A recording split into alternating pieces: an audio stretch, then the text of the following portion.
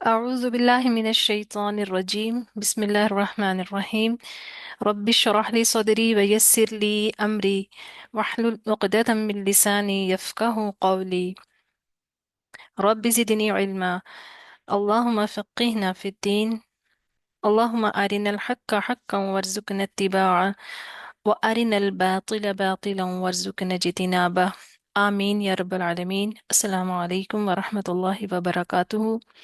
امید ہے کہ آپ سب دین اور ایمان کی اور صحت کی بہترین حالت میں ہوں گے۔ اللہ تعالیٰ ہم سب کی کوششیں اور اٹھنا بیٹھنا اور قبول فرمائے، اور رمضان کی بابرکت راتوں سے ہمیں مزید فائدہ اٹھانے کی توفیق اور ہمت عطا فرمائے، آمین یا رب العالمین۔ تو آج ہمارا topic heart to heart segment میں ہمارا ٹاپک ہے دا لاسٹ اپرچونٹی، اور اس میں ہم ایک ایسے واقعے پر آج ہم بات کریں گے اور اس پر غور بھی کریں گے جو دل کو جھنجھوڑنے والا ہے، جو آنکھوں میں آنسو لے آتا ہے، اور جو ہمیں یہ سوچنے پر مجبور کر دیتا ہے کہ کہیں ہم بھی اپنی زندگی میں ایسے مواقع کھو تو نہیں رہے جو ہمیں اللہ کے قریب کر سکتے ہیں۔ کہیں ایسا تو نہیں ہے کہ ہم بھی جذبات کے رو میں بہہ کر اپنی آخرت کو بھول بیٹھے ہیں۔ تو ہم اس سلسلے میں سورۃ التوبہ کی آیت نمبر 84 کو دیکھیں گے۔ تو پہلے آیت کو اور اس کا ترجمہ پڑھ لیتے ہیں، اور پھر ہم اس کے اوپر تھوڑی ڈیٹیل سے بات کریں گے انشاءاللہ تعالی۔ اعوذ باللہ من الشیطان الرجیم ولا تصل على أحد منهم مات أبدا ولا تقم على قبره إنهم كفروا بالله ورسوله وماتوا وهم فاسقون۔ ترجمہ کیا ہے کہ جی اے پیغمبر، ان میں سے اگر کوئی مر جائے تو کبھی اس کے جنازے پر نماز نہ پڑھنا، اور نہ اس کی قبر پر جا کر کھڑے ہونا، یہ اللہ اور اس کے رسول کے ساتھ کفر کرتے مرے، اور مرے بھی نافرمان مرے۔ تو یہ جو آیت ہے یہ سورۃ التوبہ کی آیت ہے، آیت نمبر 40۔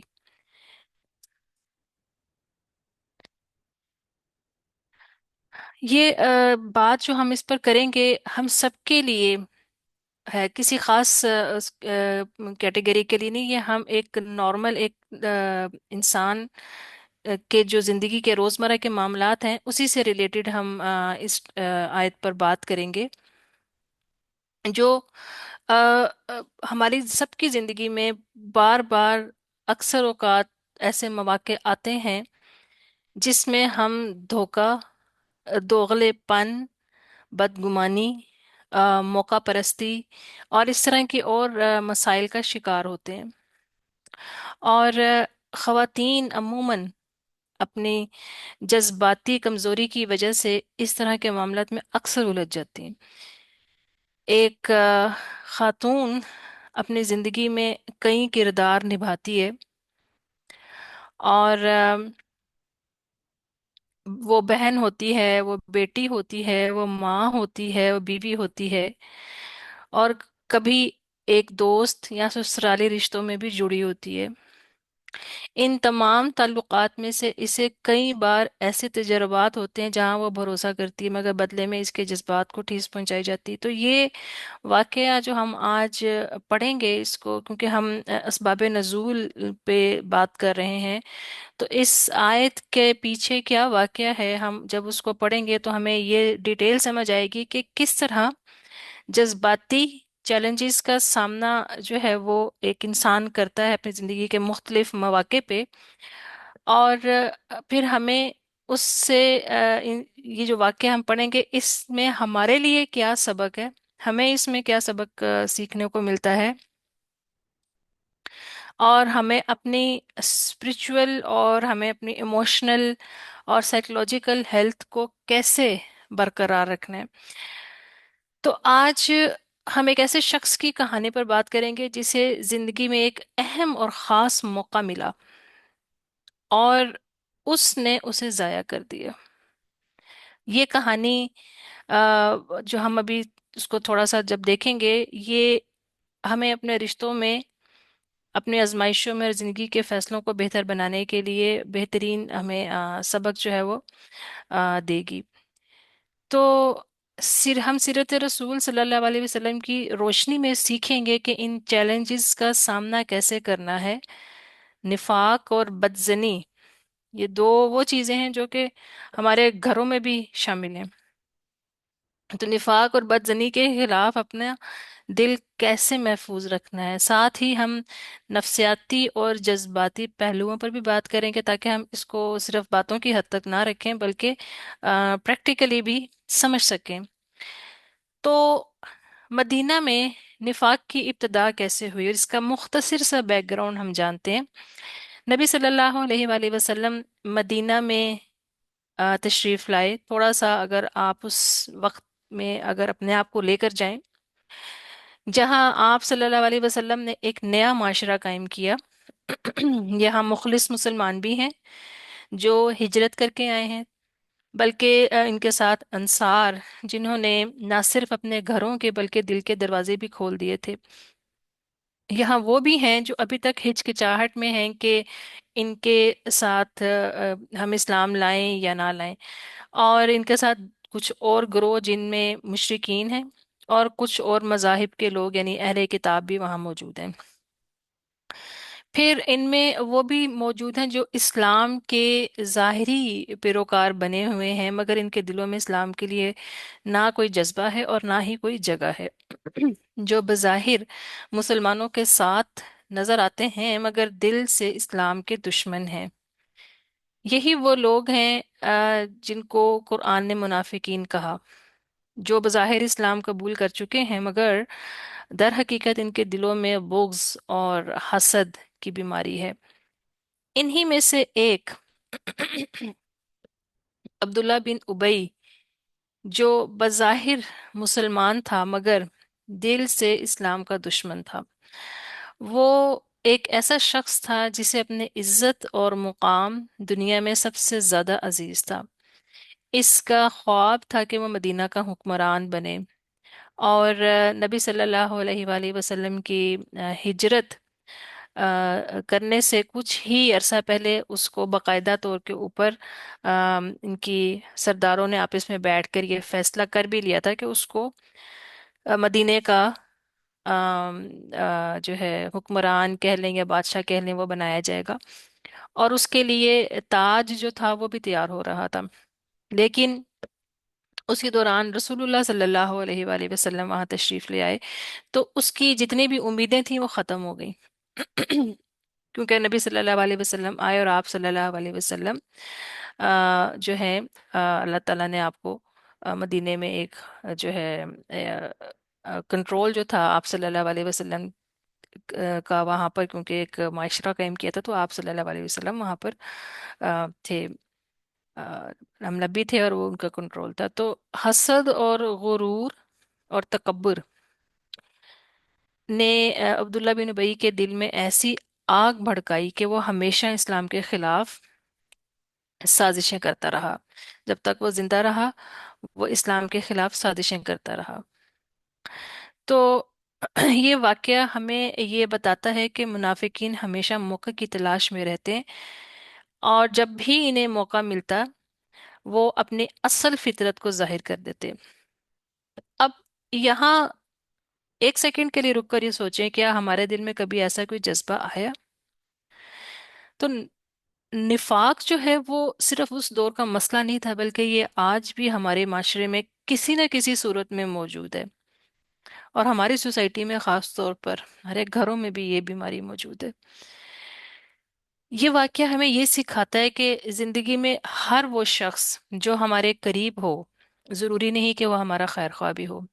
بعض لوگ ہمیں استعمال کرتے ہیں، ہم سے محبت جتاتے ہیں، لیکن اصل میں وہ صرف اپنا مفاد حاصل کرنے کے لیے ہمارے قریب ہوتے ہیں۔ تو اور ہم میں سے ہر انسان، اور خصوصی طور پہ ہم خواتین سے کیونکہ بات کریں، تو ان کو ایسے تعلقات کا سامنا کرنا پڑتا ہے، اور مثال کے طور کے اوپر کوئی خاتون اپنی کسی فرینڈ پر بہت ٹرسٹ کرتی ہے اور وہ اس کے ساتھ اپنے بہت سیکرٹس شیئر کرتی ہے، اپنے مسائل شیئر کرتی ہے، اور اگر وہی اس کی فرینڈ کسی اور کے سامنے اس کی ان باتوں کا مذاق بنائے اور اس کو ان باتوں پر بلی کرے، تو وہ ایک ایموشنلی ایک بڑا ٹارچر ہوتا ہے۔ اسی طرح ایک بہو اپنے سسرال میں عزت اور محبت کے ساتھ رہنے کی کوشش کرتی ہے، مگر سسرال والے اس کی محبت اور قربانیوں کو نظر انداز کرتے ہیں اور تانا زنی کا نشانہ بناتے ہیں۔ ایک بیوی اپنے شوہر سے محبت کرتی ہے مگر وہ شوہر کسی اور میں دلچسپی لے رہا ہو، تو یہ ساری چیزیں جو ہیں، یہ ان مسائل کو ہوا دیتی ہیں، ان کا بیج بوتی ہیں۔ تو زندگی میں ہم سب کبھی نہ کبھی آ، ایسے مسائل کا شکار ہوتے ہیں، اور ہماری زندگی میں ایسے لوگ آ جاتے ہیں کبھی نہ کبھی، کیونکہ زندگی آئیڈیل نہیں ہے۔ تو ایسے لوگوں کے ساتھ ہمارا ٹکراؤ ہو جاتا ہے، جو سامنے سے تو دوستی کا اور محبت کا دعویٰ کرتے ہیں لیکن پیٹھ پیچھے ہمارے ہی خلاف ہوتے ہیں۔ کبھی یہ لوگ ہمارے رشتہ داروں میں ہوتے ہیں، کبھی قریبی دوستوں میں۔ تو ہم یہ دیکھتے ہیں کہ ان کو ہم اس آیت سے ہمیں ان چیزوں میں ہمارے لیے کیا پیغام ہے۔ اب اس کو ہم تھوڑا سا دیکھتے ہیں کہ عبداللہ بن ابئی ابن سلول کی کہانی ہمیں کیا سکھاتی ہے کہ بعض لوگ جذباتی طور پر دوسروں کا استحصال، یعنی ان کا کیا کہنا چاہیے، ان کا حق مارتے ہیں، ان کو مینیپولیٹ کرتے ہیں، ایموشنل مینیپولیشن میں وہ ماہر ہوتے ہیں۔ وہ اپنی چالاکیوں سے دوسروں کو قابو میں رکھنے کی کوشش کرتے ہیں، کنٹرول کرنے کی کوشش کرتے ہیں، جب موقع ملے ان کے خلاف کام کرتے ہیں۔ جب کبھی آم، کسی قریبی شخص پر کوئی بھروسہ کرتا ہے، اس کے ساتھ اپنی پریشانیاں شیئر کرتا ہے، ان کے بعد میں پتہ چلتا ہے کہ وہ ان کے رازوں کو کہیں اور بتا رہا ہے۔ تو عام طور پر ایسے حالات میں جو شخص ہوتا ہے، جو ایک انسان جو اس طرح کے حالات سے افیکٹی ہے، وہ ٹرسٹ ایشوز کا شکار ہو جاتا ہے۔ اور جب وہ ٹرسٹ ایشوز کا شکار ہوگا تو ڈیفینیٹلی اس کا پریزنٹ ٹائم جو ہوگا، جو مومنٹ ہوگا، وہ ڈسٹرب ہوگا، جس سے اس کا فیوچر افیکٹ کرے گا۔ اور خواتین اگر کسی ایسے ایشو میں، ایسے مسائل کا شکار ہوں، تو وہ زیادہ تر ذہنی دباؤ اور ڈپریشن کا شکار ہونا شروع ہو جاتی ہیں۔ اسی طرح ان منافقین کا سب سے بڑا نقصان یہ ہوتا ہے کہ وہ، چاہے وہ گھر میں ہوں یا معاشرے میں، وہ بد اعتمادی یعنی لیک آف ٹرسٹ کو فروغ دیتے ہیں۔ گھر کے اندر موجود لوگ ایک دوسرے کے اوپر ٹرسٹ نہیں کرتے۔ اور عبداللہ بن ابئی بار بار مسلمانوں کو نقصان پہنچاتا رہا، اور بہت بڑا جو نقصان جو اس نے پہنچانے کی کوشش کی تھی، آپ سب لوگ واقف ہوں گے واقع افک سے، کہ اس نے عائشہ رضی اللہ تعالیٰ پر نعوذ باللہ الزام لگایا تھا، اور پوری مسلم سوسائٹی جو تھی اس دکھ میں مبتلا تھی، اور وہ ایک بہت ہی ٹائم اس طرح کا تھا کہ جس میں ہر جو بندہ تھا، جو مسلمان تھا، وہ ایک افیکٹی تھا، خود نبی صلی اللہ علیہ وسلم بھی۔ تو وہ ایک ٹائم بہت سخت تھا۔ آج کی زندگی میں ہم کبھی دیکھتے ہیں کہ بعض لوگ جھوٹ بول کر دوسروں کی عزت خراب کرتے ہیں، افواہیں پھیلا کر تعلقات میں درار ڈالتے ہیں، خاندانوں میں بھی، معاشرے میں بھی۔ تو اس کی تو وبا ہی پھیلی ہوئی ہے۔ آپ ٹی وی آن کریں تو آپ کو نیوز کے نام پر، خبر نامے کے نام پر کیا کچھ سننے کو ملتا ہے۔ اور جب روکا جاتا ہے ایسے لوگوں کو، تو وہ کیا کہتے ہیں کہ ہم تو اصلاح کرنے والے ہیں۔ تو یہ چیز ایک وبا کی طرح جو ہے نا، اس نے نہ صرف ہماری سوسائٹی بلکہ باہر کی سوسائٹیز کو بھی اس نے اپنے اس میں لیا ہوا ہے، پکڑ میں لیا ہوا ہے۔ اب یہ ہے کہ ہم یہ اس کو تھوڑا سا دیکھتے ہیں کہ ہم، کیونکہ ہم اس دنیا میں ہم اکیلے کٹ کے کہیں کسی جگہ پہ جا کے چھپ جائیں کہ وہاں پر ہمیں ساری چیزیں ملتی رہیں، لیکن ہمارا کسی انسان سے ٹاکرا نہ ہو، یہ تو ہو نہیں سکتا، ہم رہ ہی نہیں سکتے اس طرح سے۔ تو ہمارے معاملات میں، گھریلو معاملات میں کس طرح سے یہ چیزیں جو ہیں سامنے آتی ہیں، کیونکہ ہم سب آپس میں رشتوں کی زنجیر میں جکڑے ہوئے ہیں۔ हम पैदा होते हैं तो रिश्ते लेकर आते हैं। हम जब दुनिया में रहते हैं तो रिश्ते बनाते हैं। हम जब जाते हैं तो पीछे रिश्ते छोड़कर जाते हैं। और चाहे वो हमारे रिलेटिव्स, हमारे रिश्तेदार, हमारे बहन भाई ज्यादा हों या कम हों, या हम अकेलौते हों, हम कहीं ना कोई रिश्तों की जंजीर में जकड़े होते हैं। और अगर कोई ये कहे कि वो रहता है किसी बैरूनी मुल्क में, रहता है जहां पर उसका कोई रिलेटिव कोई नहीं, तो ना हो तो उसके उसके नेबर्स होंगे। वो जिस जगह काम करता है वहां पर लोग होंगे। तो हर इंसान कहीं ना कहीं इंसानी सोसाइटी में एक दूसरे के साथ जुड़ा होता है।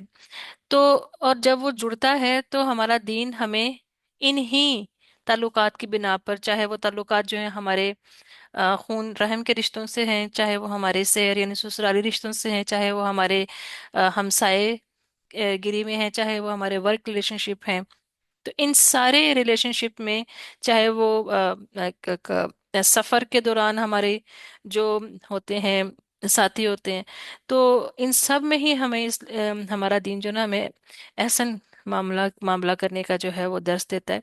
लेकिन हम जब एहसन मामला करने की तरफ जाते हैं तो फिर हमें एहसास होता है कि क्या क्या उसके रास्ते में रुकावटें क्या क्या आ सकती हैं। वो लोग जो कि बाज दफा दिल में उनकी कोई बदगुमानी या बुराई नहीं होती, लेकिन उनको उन मसाइल के साथ उनको टैकल करना नहीं आता, तो वो अक्सर जहनी दबाव का शिकार हो जाते हैं।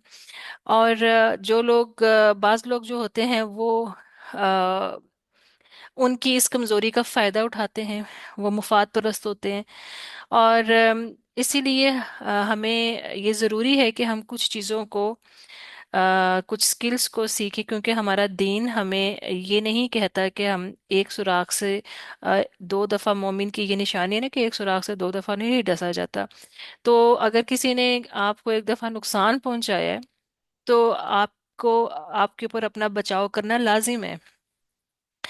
तो मिसाल के तौर के ऊपर के हम एक बड़ी टिपिकल सी मिसालें हैं कि सास जब बहू को घर लेकर आती है तो उसके साथ कैसा रवैया अख्तियार करती है।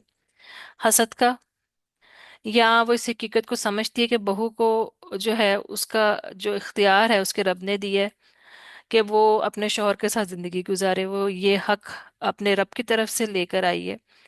और अमूमन होता इसी तरह ही है कि घर के अंदर मुख्तलिफ रिश्ते होते हैं। भाभी है, नंद है, सास ससुर हैं, बहू है, और अगर थोड़ी बड़ी फैमिली है तो उसमें देवर जेठ जेठानियाँ और ये सारे रिश्ते। और इन रिश्तों में अगर हम अल्लाह ताला की जो अल्लाह ताला ने जो हकूक व फराइज हमें दिए, हम जब उस चीज़ से निकल कर जाते हैं तो फिर वहाँ पर शैतान जो है ना बहुत बुरी तरह प्ले करता है। और फिर उस घर को उस घर के अंदर जितना भी ये कबीला है, हसद, कीना, बोग्स, नफरत, लालच, ये पूरे का पूरा ना एक कबीला है। एक को एक की रस्सी हम खींचते हैं, इसको पकड़ते हैं ना, तो ये सारे का सारा कबीला जो होता है ना आके वहां पर बैठ जाता है। तो ये चीज जो है ये वहां से शुरू होती है, निफाक से शुरू होती है। और मुंह चेहरों के ऊपर मुस्कुराहटें होती हैं लेकिन दिलों के अंदर बुग़्ज़ होता है। और ये चीज़ें जो हैं ये अमूमन हमारे माशरे के अंदर जो है इन चीज़ों का बहुत सारे लोग एक्सपीरियंस करते हैं, और आप सब भी इन चीज़ों को कहीं ना कहीं आपने सुना होगा या देखा होगा या एक्सपीरियंस किया होगा। तो ये वो नहीं होता। बाज दफ़ा हम इस इन चीज़ों को कुछ नॉर्मल वे में समझ के नज़रअंदाज कर देते हैं। ये नज़रअंदाज करने वाली चीज़ें नहीं है, ये हसद ही है, ये निफाक ही है, ये बुग़्ज़ ही है। अगर झूठ है तो झूठ ही है, चुगलखोरी है तो वो चुगलखोरी ही है, गीबत है तो वो गीबत ही है। आप जो कुछ कर रहे हैं वो आपके नामा माल में लिखी जा रही है, चाहे वो गीबत है, चाहे वो चुगलखोरी है, चाहे वो हसद है, वो है। हो सकता है आप वक्ती तौर के ऊपर आप अपने स्टेटस का, आप अपने उम्र का, आप अपने रिश्ते के उसमें होने का फायदा उठा रहे हो, लेकिन वो चीज़ आपके आमनाना नामा माल से डिलीट तो नहीं हो रही, तो लिखी जा रही है। تو نفاق کی وہ چنگاری ہے جو اگر بجھائی نہ جائے تو پورا دل جو ہے وہ جل کر راکھ ہو جاتا ہے. تو اپنے بارے میں ایک سیکنڈ کے لیے سوچیں کہ کیا ہم نے کبھی کسی سے حسد کی ہے؟ کہ ہم نے کبھی کسی کی کامیابی کو دیکھ کر کوئی حسد کر کے کوئی فیصلہ کیا ہے؟ یا اپنے ضد یا ضد اور انا کی وجہ سے ہم نے کبھی کسی کا حق مارا ہے؟ کیونکہ ہم سب ان چیزوں سے گزرتے ہیں. جب کوئی عورت کسی پر بھروسہ کرتی ہے، کوئی ہم کیونکہ خواتین ہیں تو زیادہ ہم بات اسی کی کریں گے کہ عورتیں جلدی ٹرسٹ کر لیتی ہیں. اور وہ شخص اس چیز کو آنر نہیں کرتا، تو اس عورت کو ایک بہت جو مینٹلی جو ہے نا، ایموشنلی جو ہے نا ٹارچر اس کے لیے یہ چیز ہوتی ہے، جو ٹراما ہوتا ہے. اور یہ چیز اس کو جسے کہتے ہیں نا کہ اس کی اس کی خود اعتمادی پر ایک جو ہوتی ہے وہ آتی ہے، وہ سیلف ڈاؤٹ کا شکار ہو سکتی ہے، کوگنیٹو ڈیسوننس کا شکار ہو سکتی ہے. مسلسل اسی چیز پہ اس کا وہ ایک لوپ بن جاتا ہے کہ وہ اس پر کسی پر بھروسہ کرے یا نہ کرے. تو یہ چیزیں جو ہے نا ایک سیریز آف ایموشنلی اور مینٹلی ٹارچر کا باعث بنتی ہے، اور ہماری سوسائٹی کے اندر یہ چیزیں زیادہ سے زیادہ ہوتی جا رہی ہیں. اور جب ماں ان چیزوں کا شکار ہوگی تو بچے آٹومیٹیکلی ایک مسائل کا شکار ہوں گے. اور جب ملٹی پلائی آپ اس کو کر لیں، اگر ہر گھر کے اندر سے ایسے بچے نکل رہے ہیں تو آپ اپنی سوسائٹی کو دیکھیں کہ آپ کی سوسائٹی کہاں پر جائے گی. کیونکہ وہ بچے جب سوسائٹی میں آئیں گے تو وہ کیا کوئی پروڈکٹیو کام کر سکیں گے؟ ڈیفینیٹلی وہ پروڈکٹیو کام اس میں سے نہیں کر سکیں گے. تو عام طور پر ایسے حالات میں جو متاثر انسان ہوتا ہے وہ پروڈکٹیو کام نہیں کر سکتا. اب یہ ہے کہ ہمیں کرنا کیا چاہیے. اگر کسی عورت کو اس کے کسی دوست یا رشتہ دار نے کوئی نقصان پہنچایا، یا کسی بھی انسان کو کہ اس کے کسی جاننے والے نے، کسی قریبی نے اس کو کوئی ہرٹ کیا، اس کی فیلنگز ہرٹ کی ہیں، اس کو ویسے نقصان پہنچایا ہے، تو بجائے اس کے کہ امیجیٹلی بدلہ لینے کی کوشش کرے، بہتر ہے کہ حکمت سے کام لے، تھوڑا انالیسس کرے، سوچے کہ کیا یہ معاملہ کیا ہو رہا ہے. اپنا روحانی اور ذہنی سکون کو خراب نہ کرے. نبی صلی اللہ علیہ وسلم نے کیا کیا ہم دیکھتے ہیں کہ عبداللہ بن ابئی نے نہ صرف یہ کہ ایک واقعی جو ہے صرف وہ نہیں ہے، بے شمار مقامات پر اس نے نبی صلی اللہ علیہ وسلم کو نقصان پہنچانے کا جو ہے وہ سازشیں کی اور وہ کرتا رہا.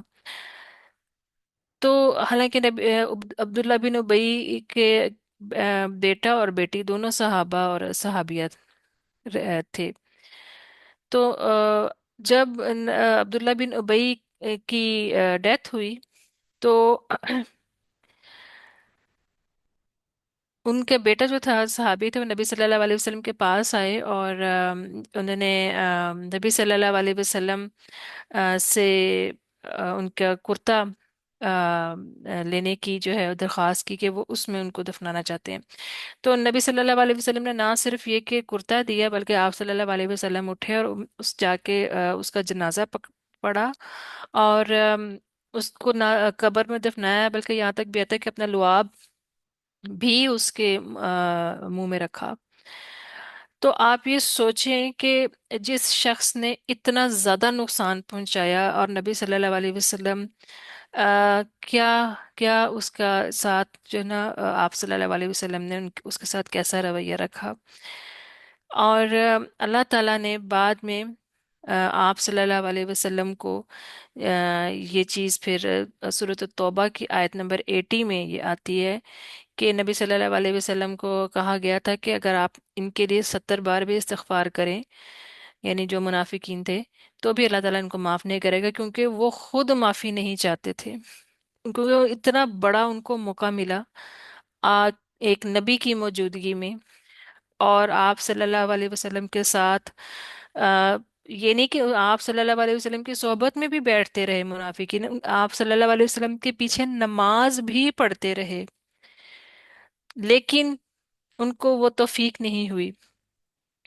تو اس وجہ سے وہ جو موقع ان کو ملا، انہوں نے وہ موقع جو تھا وہ کھو دیا. اور اس کی وجہ سے جب انہوں نے وہ موقع کھو دیا جو اتنا بہترین اللہ تعالیٰ نے ان کو موقع دیا تھا، تو اللہ تعالیٰ بے شک نبی نے جنازہ پڑھا اور نبی کا کرتا پہنا اور نبی نے لعاب رکھا ہو، وہ اس کو دوزخ کی آگ سے نہیں بچا سکتا۔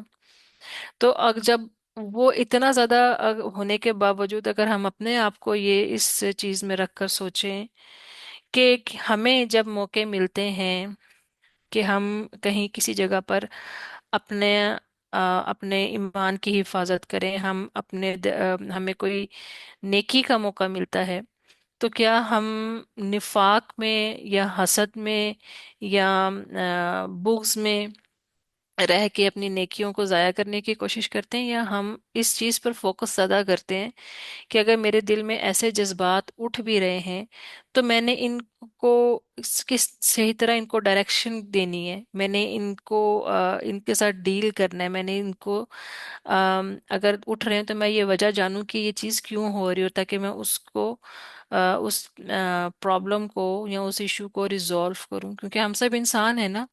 ہم یہ نہیں کہہ سکتے کہ ہمارے دل کے اندر ایسی چیزیں پیدا ہی نہ ہوں، یہ ممکن نہیں ہے۔ ہمارے دل کے اندر شیطان بھی ہمارے ساتھ ہے، اور ہم سب جو ہے ایک جو بشری تقاضا ہے، ہمارے اندر کمزوریاں ہیں، وہ ہمارے اندر ایسی جذبات کو ابھارتی ہیں۔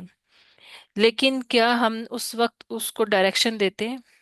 کیا ہم اس دل میں اٹھنے والے اس منفی سوچ کو، اس خیال کو ہم جو ہے جھٹکتے ہیں؟ ہمارے اندر اتنی کیپیسٹی آتی ہے؟ ہم نے اپنے آپ کو کن کن کاموں میں لگایا ہوا ہے؟ جتنا جتنا زیادہ ہم اپنے آپ کو مثبت کاموں میں، پروڈکٹیو کاموں میں لگاتے جائیں گے، اپنے انٹرسٹ ادھر ڈیولپ کرتے جائیں گے، تو ہمارے خیالات کی ایک چین بنتی جائے گی جو کہ آہستہ آہستہ آہستہ ہمیں دوسری چیزوں سے دور کرتی جائے گی۔ تو یہ ہمیں اس طرح کی اپرچونٹیز ہماری زندگی میں بھی بہت ساری آتی ہیں، وہ ان کے اوپر ایک کور چڑھا ہوتا ہے جسے ہم کہتے ہیں بلیسنگ ان ڈسگائز۔ بعض دفعہ ہم نے کل بھی بات کی تھی اس چیز پر نا، تو بعض دفعہ وہ ایک کور کے اندر ڈھکی بھی آتی ہیں۔ اچھا، یہاں پر نا ایک چھوٹا سا ایک تھوڑا سا ٹائم رہ گیا، لیکن میں ایک بات کو ڈسکس کرنا چاہوں گی کہ اب ہم نے اس چیز میں ہم نے بھی بات کی ہے کہ ہم نے اپنے یعنی کہ نفاق کو اور بکس کو اور اس کو ہم نے کس طرح سے ٹیکل کرنا ہے، لیکن ایک اس میں ایک جو ٹاپک ہے وہ یہ ہے کہ ایک انسان جس کو کوئی عہدہ ملنے والا ہو، یا اس کی گھر میں بہت زیادہ سنی جاتی ہو، تو جب اس سے وہ کرسی چھین لی جاتی ہے، یا اس کے مقابلے پہ کوئی انسان آ جاتا ہے، یا اس کے آپ آفس کے انوائرمنٹ میں دیکھ لیں، آپ یہ گھروں کے انوائرمنٹ میں دیکھ لیں کہ ایک ساس ہے، اگر اس کا ہی پہلے حکم چلتا ہے یا اس کی بات مانی جاتی ہے، اگر بہو آئی ہے تو اس نے اپنی مرضی سے کام کرنا ہے، تو ساس کا کیا رویہ ہوگا؟ آفس کے انوائرمنٹ میں اگر کوئی کو ورکرز کے درمیان ایسی ایک وہ ریس اور ایسا وہ رائیولری ہو جاتی ہے، اسی طرح ہی اور دوسرے معاملات میں ہو جاتی ہے، تو اس وقت وہ جو انسان ہے جو اپنے آپ کو اس ٹائم پر کہ مجھے جو سمجھتا تھا کہ یہ مجھے تحفہ یا انعام یا یہ عہدہ مجھے ملنا تھا، تو یہ کسی اور کو مل گیا، اور ہو سکتا ہے کہ وہ شخص واقعی ڈیزرو کر رہا ہو کہ اس کو ملنا چاہیے، دیر از اے پاسبلٹی نا کہ ہو سکتا ہے کہ اس کو واقعی ہی ملنا چاہیے، تو اس وقت اس نے کیا کرنا ہے؟ اس کے دل میں لازمی طور کے اوپر نیگیٹیوٹی اور اس طرح کے جذبات آئیں گے، اور اگر وہ حق پر ہوگا تو ہو سکتا ہے زیادہ آئیں، تو اس ٹائم اس نے کیا کرنا ہے؟ اپنے آپ کو کس طرح نیگیٹیوٹی سے بچانا ہے؟ عبداللہ بن ابئی کے اندر وہ یہ سردار بن رہا تھا، اب وہ ڈیزرو کرتا تھا یا نہیں کرتا تھا واللہ عالم، لیکن نبی صلی اللہ علیہ وسلم کی موجودگی میں تو وہ نہیں بن سکتا تھا نا۔ تو اس وقت اس کے اندر یہ حسد اور وہ اتنا زیادہ آیا اور وہ مرتے دم تک رہا۔ تو ہم اگر ہم یہ دیکھیں کہ بعض دفعہ ہو سکتا ہے کہ ہم سے بھی کوئی چیز اس طرح سے لے لی جائے اور ہمارے ساتھ زیادتی ہو جائے، ہو سکتا ہے کہ ہم واقعی ڈیزرو کر رہے ہوں، تو ہمیں اس وقت کیسا رویہ رکھنا چاہیے؟ تو یہ چیزیں ہماری زندگیوں کے اندر، ہم سب کی زندگیوں کے اندر یہ چیزیں شامل ہیں. تو یہ ان دو اینگل ہیں اس چیز کے. اور ہم اگر افیکٹو بن کے سوچیں کہ ہم اس چیز سے افیکٹ کر رہے ہیں، اور ہم اگر وہ سوچیں کہ ہم خود دوسرے کی زندگی کے اندر زہر گھول رہے ہیں، تو ہم کس سائڈ پر کھڑے ہیں دونوں میں سے؟ کہ کیا ہم جو بندہ زہر گھول رہا ہے وہ، اور جو بندہ زہر پی رہا ہے وہ، دونوں، یہ دونوں ہی جو ہیں دونوں ہی اپنی اپنی جگہ کے اوپر نقصان میں ہیں. دونوں کو ہی اس چیز سے نکلنا ہوگا. یہ نہیں کہ جو زہر دے رہا ہے صرف وہ نقصان والا، جو پینے والا ہے وہ بھی نقصان میں ہے. تو اس ہمیں قرآن سے ہم جب اپنے آپ کو جوڑتے ہیں تو ہمیں پتہ چلتا ہے کہ معاف کر دینا، توبہ کرنا کتنا اہم ہے. وہ صرف یہ نہیں کہ ہم دوسرے کو اس سے فائدہ ہوتا ہے، بلکہ ہم اپنی زندگی میں سے زہر جو ہے نا وہ نکال دیتے ہیں. اور اس میں ایک اور چیز بڑی امپورٹنٹ ہے. وہ کہتے ہیں کہ معاف تو کر دیے، لیکن معاف کرنے کا مطلب یہ نہیں ہے کہ آپ جا کے اگلے بندے کو گلے لگا لیں. ہو سکتا ہے کسی نے آپ کو بہت نقصان پہنچایا ہو. ہندا جب نبی صلی اللہ علیہ وسلم کے پاس آئی تھی اسلام قبول کرنے، تو نبی صلی اللہ علیہ وسلم نے معاف کر دیا تھا، اور اسلام بھی اس نے قبول کر لیا تھا. لیکن آپ صلی اللہ علیہ وسلم نے کیا کہا تھا کہ میرے سامنے نہ آنا. کیونکہ جو اس نے جو ایکشن کیا تھا آپ صلی اللہ علیہ وسلم کو دیکھ کے، وہ چیز یاد آتی تھی، تو وہ آپ کے لیے تکلیف کا باعث ہے. جب وہ تکلیف آپ کو ہرٹ فیلنگز ہوتی تھیں، تو ڈیفینیٹلی جب ہمیں اگر کوئی چیز ہمیں کسی کو دیکھ کے وہ فیلنگز ہرٹ ہوتی ہے، تو ہمارے دل میں نیگیٹیوٹی آئے گی. تو بہتر ہے کہ ڈسٹنس کر لیا جائے. تو یہ چیزیں یہ چیزیں جو ہیں یہ ہمارے آپس کے معاملات میں بھی یہ چیزیں ایگزسٹ کرتی ہیں. لیکن پرابلم صرف یہ ہوتی ہے کہ ہم بہت ساری جگہوں کے اوپر نا ٹراما بونڈنگ کا شکار رہتے ہیں. ہم چھوڑ بھی نہیں پاتے، اور ہم صحیح طرح سے جوڑ بھی نہیں پاتے. تو بہرحال